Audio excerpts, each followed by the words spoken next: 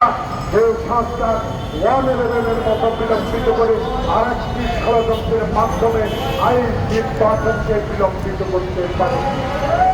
তাই ডক্টর মোহাম্মদ ইউনূস আপনার কাছে এই পরিষদ থেকে, এই অবস্থান থেকে, জাতির এই বিবেকের স্থান থেকে নির্বাচন বিশ্বমনের মধ্যে দিতে হবে, দেওয়ার ব্যবস্থা করুন। সিঙ্গেল